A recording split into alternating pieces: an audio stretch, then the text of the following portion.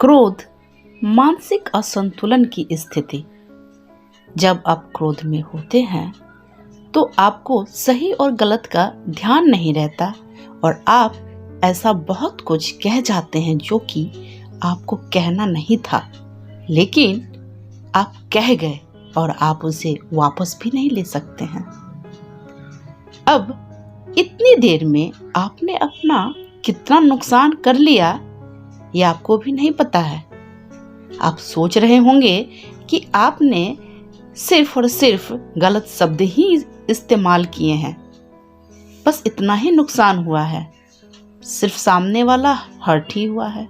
इतना ही नुकसान नहीं हुआ है, नुकसान इससे कहीं बहुत ज्यादा हो चुका है। इससे ज्यादा नुकसान आपके शरीर पे हुआ है। आप जितनी देर क्रोध में थे उतनी देर में आपके शरीर में बहुत सारे असंतुलन की स्थिति पैदा हो चुकी है। आपके शरीर के अंदर भी कई बदलाव आ चुके हैं जो कि आपके लिए बहुत खतरनाक है। संभव है अगर आप लगातार इसी तरह क्रोध करते रहेंगे तो कुछ बीमारियों के शिकार हो सकते हैं, जैसे हाई ब्लड प्रेशर, खून की कमी और ना जाने क्या क्या। तो क्रोध के नुकसान तो आपने जान लिए, अब इस पर काबू कैसे पाया जाए? सबसे उत्तम उपाय है कि आप मेडिटेशन करना शुरू करें, आप ध्यान करें, जिससे कि आपका दिमाग ज़्यादातर शांत रहे और सकारात्मक विचारों से भरा रहे। जब हम सकारात्मक विचारों से भरे होते हैं ना, तो हर चीज़ में, हर बात में उसके सकारात्मक पहलू को देखते हैं। लेकिन अगर हमारे बीच में, हमारे मन में नकारात्मक विचार चलते रहते हैं तो हम सामने वाले के सही बात को भी नकारात्मक रूप में ले लेते हैं, उसके निगेटिव पक्ष को देखने लग जाते हैं।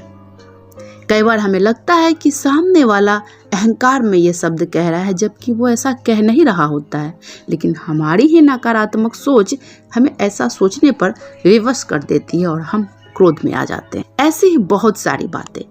सबका सॉल्यूशन है ध्यान, मेडिटेशन। आप ऐसा करना शुरू करें, धीरे धीरे आपके क्रोध में कमी आती जाएगी।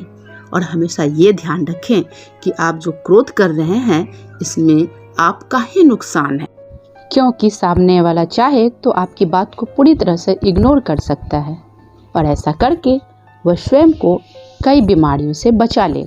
लेकिन अगर उसने आपकी बातों को पकड़ लिया तो नुकसान आप दोनों का ही होगा। वो जितनी देर तक आपके उस क्रोध को याद कर कर आपके लिए नकारात्मक विचार पैदा करता रहेगा, वो सारी वाइब्रेशन आप तक आती रहेगी और आपके जीवन में, आपके स्वास्थ्य में बाधा उत्पन्न करती रहेगी। तो क्रोध के खतरों को जान करके आज से ही स्वयं में सकारात्मक परिवर्तन लाएं, मेडिटेशन करें।